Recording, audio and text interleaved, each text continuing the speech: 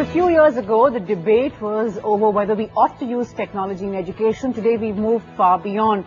The focus is now on how to best use technology to benefit the max students, how to leverage it to our advantage. Technology, after all, dominating every other aspect of our lives. How can we expect education not to try and keep up? That's, of course, the big question. A special panel now joining me today. Colonel Gopal Karunakaran, CEO of Shivnada School, with us. Mr. Shantanu Prakash, Chairman and Managing Director of EduComp, also here. Sanjay Purohit, Founder, CEO, Iprof India. And Ratnesh Kumar Jha, Managing Director, Cambridge University Press, South Asia. Thanks all so much for being with us. Colonel Karunakaran, in fact, I could start by asking you, there are so many parents who've always sort of been a bit reluctant or a bit apprehensive, if not reluctant, about just how much is too much when we talk about technology. Who do you think is the best person to decide how much is too much in the classroom when we talk about technology? I think the singular answer to that is nobody knows. I'm not too sure. I don't think when we started the school 3 years ago, this was one of the foremost questions we asked ourselves. How much technology, which age do we start with technology inside the classroom? What is the ideal type of content? How do we enable the teachers to be able to use it because they are not digitally native as much as the generation which is the post-millennium generation. So I think in some ways I would say that we are not too sure. So it's the education fraternity, the parent community, the students themselves who need to sort of figure it out. Stakeholders then sort of get together. Figure it out. But for example, we took a very conscious decision that in nursery and KG there will be no technology. So, you know, that's sort of a starting point. We said there's just too much happening in their lives. It's too passive a medium. They must, as I was talking to Shantanu, they must learn to use things with their hands and be creative and spend time reflection. Well, we're going to look at that because we've had many parents writing into us saying, you know, who decides I can't get my child off this tech and how much is too much and iPads in the classroom. So we'll look at those kind of concerns a little later. But coming back, you know, to our focus on, I mean, there's no getting away from it, is there, Shantanu? It is a reality. The world is accepting it. We have to stand up and sort of grab the opportunity. What do you believe has been our one big success about adapting technology in the classroom, and what quickly would be the one big failure? Well, I would say, Natasha, that if you look at a typical Indian classroom, I would even go so far to say that it's dysfunctional. You have 40 to 50 kids on an average in one classroom, crammed into a small space, about 400 square feet or so. Teachers in India are probably, if you look at a professional spectrum, are way down on how much we pay them. We should be paying them more. So we are not able to attract the best teachers or best human capital to the profession. And the curriculum just keeps getting loaded on every year. And on top of it, if you layer the fact that parents have this insane motivation for their kids to keep doing better and better, you have all the settings of a dysfunctional classroom. So when EduComp started, we said we need to figure out how can we make these teachers productive in the classroom. And technology was an answer. Okay, we started 10 years back. In fact, we are celebrating 10 years of digital classroom in India this year. And now there are about 300,000 classrooms across the country that use technology every day. So take a typical class, for example. You're teaching photosynthesis or you're teaching some abstract concept in math. Without technology, you have to revert to chalk and talk. And Gopal mentioned about these kids being digital natives. So, you know, I call them 3-screen kids. So they look at the TV screen. Okay, probably they watch NDTV. Okay. We hope so. Talk about starting young. You know, they have their cell phone screens. Okay, and then they have their tablet. So these kids respond differently to audio visual than kids of my generation or the generation previous to that. That's, of course, one aspect of it. That's very heartening to know. But Mr. Purohit, there are, of course, lots of others who sort of say, you know, look at students enrolling for online courses. How many are actually finishing them? How many are wrapping up? What's the sort of concrete result? What are we looking at? How would you sort of respond to that? Okay, we focus mainly on supplemental education, which is beyond the classroom. And that's where we get complete data about how much people are using. I'll give you a data. We have about 30 lakh students which used Iprof last year. And average uses is 7 minutes per day, supplemental education. So it's about 1 hour a week. average student studies 5 hours a week for supplemental education. So 20% of time they are already spending on Iprof Study Buddy app. So what we see is a significant move towards the screen-based learning rather than a teacher-based learning. Right. Now, when you mention shortage in the classroom, there is an acute shortage for self-study. Right. There is no teachers available in the evening, and we all know that classroom education is not sufficient. Student has to come home. In fact, that was going to be my next point, really. That really is proof that you need to supplement what's happening in the classroom, and the need to look beyond just sticking to the classroom and the, sort of interaction there. That's right. Is not good enough. And that's right. And that's where the biggest boon has happened for India is the smartphones. Because now the smartphones in our target group under 25 is about 30% people have it. And it's another 120 million smartphones are coming. So we are a mobile learning superstore. So you have all the courses. So that's where people download and use it on their smartphones. And I think that's also where a lot of the aspirational young Indians are now there. Those, tier 2, tier 3 towns that are sort of trying to also raise the bar for themselves. But you mentioned tier 2, tier 3. I was going to get that in a little later, but I will now, Mr. Jha, with you perhaps, which is, we've also sort of looked at, of course, Mr. Purohit, they're talking about tier 2, tier 3 and small town India also wanting to be part of this learning. But what about the many small towns and villages where, our internet penetration still under the scanner? We're talking about digital India and all of that, but of course we still have a long way to go. How do we sort of get everyone on board? So I see it from a two perspective. One is technology as an enabler.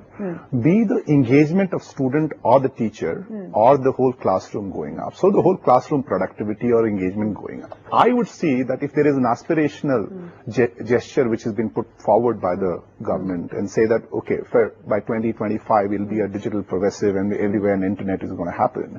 The challenge which it throws to us that how do we as a provider of education really start thinking in terms of engagement going up, high quality content, teaching capability going up. So all of that becomes the challenge for us. So if you put the assumption that all of other things really works well, which is internet penetration, etc., going to happen, then we start solving the problem. Now, those are very aspirational and those are challenges which we have at this point in time. And we are sure all of us are working collectively to solve that problem. But the main theme still remains, what's the content, who's the teacher, how are you enabling them, how are you increasing the whole quality there. Exactly. Shantanu, how much of this do you find absolutely frustrating, honestly, when you look at the challenge? Yeah, the internet infrastructure in India has been frustrating for a while. I mean, I have 3G on my phone. Most of the time it works like 2G. Exactly. Okay. And this is something that you go to a small town. I mean, we can't even get voice calls. Forget getting like consistent data on the phone. Apart from that, honestly, I don't see any challenge. And we all know for sure that this is only going to get better and better. It's going to get better. It's going to get more affordable. I was recently in a small town. I was in Panipat. I visit schools a lot. Went to grade 6. Okay. And just, I took a show of hands. How many of you have computers at home? About 30% said computers at home. So how many of you have tablets? 5% tablets. How many of you have smartphones? 95% of 6th graders in Panipat, small middle class B sort of city, had smartphones. So I completely agree with what Sanjay is saying. The next revolution in learning is going to be driven by personalization, affordable smartphones, and of course we need the internet infrastructure to energize this entire thing. Go ahead. How people innovate the solutions. There is no internet, but they still need to learn. So we get more than few thousand orders every week for getting the content on an SD card. So I see. And SD card is cheap now. Yes. And so people can get 30 GB or 16 GB SD card in 400, 500 rupees, get our content on that and ship it to them in their house. Sometimes no courier is taking it, so we have to send it through normal post. But then that SD card and their smartphone makes it a complete class. And so democratizing education, this is the movement has come with the help of smartphone, which is an enabler. And then as the internet improves, there will be more and more connectivity. But people have found the way to learn through pen drive, through SD cards, which is a huge industry has emerged. So when we used to ship, say, 100 a week, Now we are shipping thousands a week to their homes. I see. So that's the thing about being an enterprising nation, that you always find a way around the challenge that you have. I always find that remarkable about us as a society. There was also, I was just, among the things that I came across while researching this and this is basically a study that they've done in America on how, and it struck me was important is because one of the parents called us up with this, saying that how technology is playing a very crucial role for those with learning disabilities, learning challenges as well, and sort of making it more personal and engaging the student more and more beyond what a teacher can do in a classroom of 40, 50, and so on and so forth. And she was very keen that we sort of spend some time talking about this also. So, if I could sort of just bring you in at this point. This is, of course, another section which has also been left behind traditionally, also now standing up and saying, hey, here's something that we can be part of and gain a lot out of as well. So that's where the point which I was referring in the last conversation is that when you look at the learning, for a moment think about technology as an enabler, and when you look at learning, and if we look at the disabled people which you like of them and allow them to learn, that's where the whole research aspect come into the picture, that how are you actually lifting up the learning. So for a visually disabled people, how are you actually getting into the researching to find out that how that learning content or learning curriculum is designed in that basis. So for example, if you look at our school system, our learning curriculum is very well defined. It's still a manual based. There's no technology which really happens there. And then when you actually see the similar strata of people learning in the similar way, how would you lift up the whole content intervention there? So I think the important point which we need to also start thinking now is to really, how do we make it more inclusive? And how do we do more learning engagement, content-based research to have inclusive going through? How do we make it more inclusive? That will always be something that we keep, I guess we keep innovating and keep coming up with new ideas. But Chandan, I'm going to ask you, what was sort of what next? Like, how do we do all of this? We are entering into a very exciting age, the likes of which I think we haven't seen before. So I think I would say technology integration in schools has so far historically followed a certain path. First you had, of course, no technology. And then we started having computer labs in schools. Correct. And kids used to troop to the computer lab and used to learn how to do basic or word processing and so on. Right? It was a big deal at that time. Okay. Now every school has computer labs. Nobody talks about it anymore. The next phase was when you got smart class into the classroom. So the classroom got energized.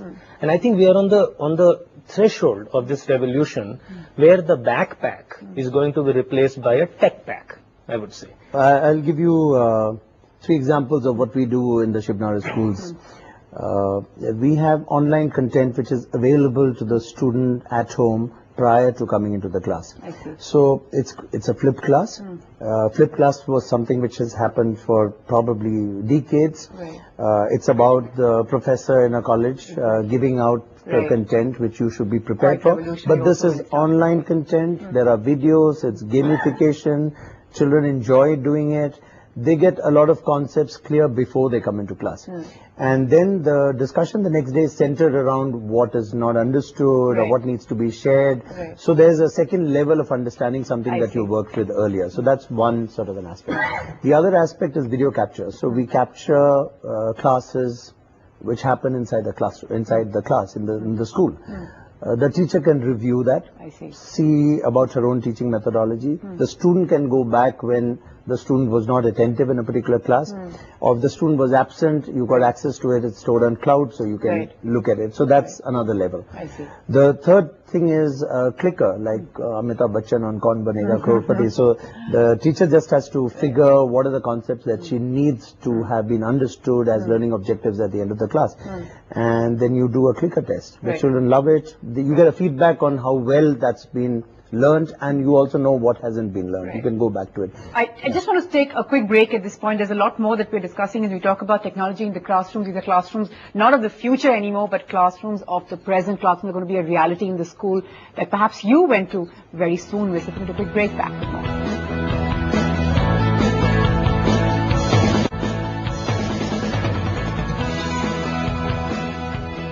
Welcome back. Looking at the role of technology in education? We've seen classrooms, perhaps not of today, but definitely of tomorrow, not in the distant future, and all that technology will enable our students to do. Let's just spend some time now looking at what this means for our teachers. Historically, of course, Mr. Jha, we've seen that whenever technology has sort of come into new areas, there's always been some sort of apprehension, perhaps understandable, you know, and some sort of reluctance as well. Now we're talking about totally modern classrooms, and, you know, the teachers sort of maybe stepping back a little, the student takes center stage yet again along with technology. What does it mean for a modern age teacher? In my view, I think the role of a teacher is changing to become enablers. When we're talking about adaptive, when we're talking about personalized learning, which is what the future is, while I continue to believe that we need to make more inclusive theme around that. But now in the classroom, what's happening is that the students are coming well prepared with their whole, whatever is given as their homework, whatever is given as their work to do. Then the teacher starts actually enabling them to get the learning outcome. So there was a thing of divide, which is their adoption in terms of taking the technology. But I think incrementally teachers are becoming more and more progressive. They are looking at technology as a means, but they know that if we don't do it, they will be left behind. They will be left behind, exactly. Colonel Gopal, is that fair to sort of say that there's... Teachers who don't believe that technology is central to the way education systems must run are actually like dinosaurs. They're going to get extinct very fast. I think the second point is it's only a transitory 10-15 year sort of phase, because the next generation of teachers will anyway will be. Right? And I think the interesting thing for teachers to also see, and I keep telling that to our teachers, that you know, the teachers need to figure what Google can't do.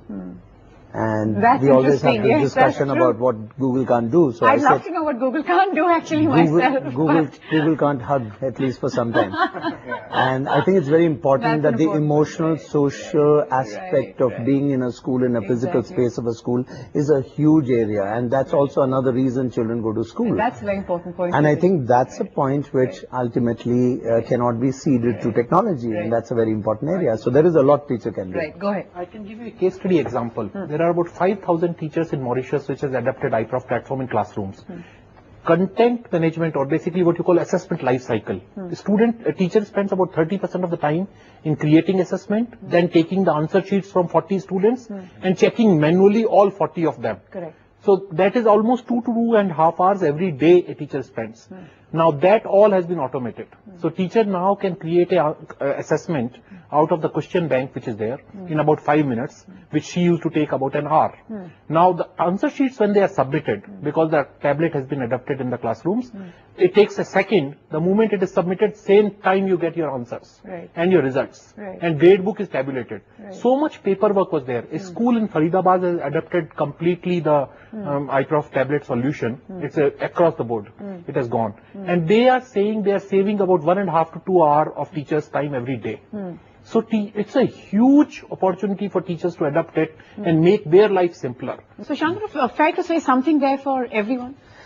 You know, one of the things that I have observed is, firstly, the teachers in India are very innovative. Okay, and the way they have adopted to technology is really interesting. Today, if you look at a resume of a prospective teacher, in the resume you have a line saying, you know, I'm experienced with using smart class, for example. So they're using this to their advantage for upward job mobility. Okay, and you know, to this point of yours that, you know, technology is going to be a threat or a fear. I don't think technology is going to replace teachers.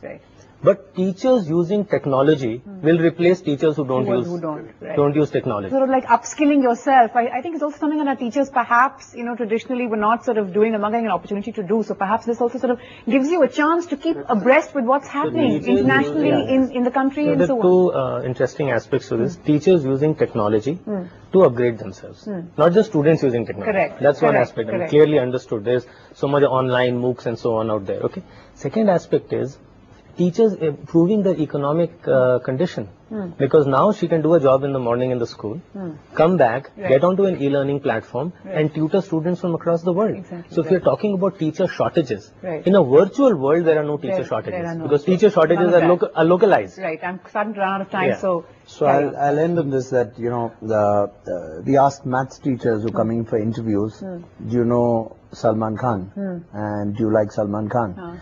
So actually the point there is that we're not talking about the Salman Khan. Are you talking about Khan Academy? We're talking about Khan. So if a teacher For a doesn't moment know, you had me flummoxed. I was like, why? if the teacher doesn't know, a maths teacher doesn't know the Right. Khan Academy, Right. she's already left behind, you know. And that's, So of course, Most of the time, students are leading teachers here. In technology adoption, students have adapted much more than teacher has. right. Which is perhaps again the generation factor comes into play. But I guess that everyone can keep up. You can at least try and keep up. That's not really impossible. But thanks, gentlemen, for taking our time to speak to us today. It's been a pleasure. So that's, of course, the big focus that we are going to be having over the next couple of weeks and months, the role of technology in education. How much is too much? Can it ever be too much? How do teachers adapt? And what about students now at the center of these modern classrooms? Keep your thoughts coming in. For the moment,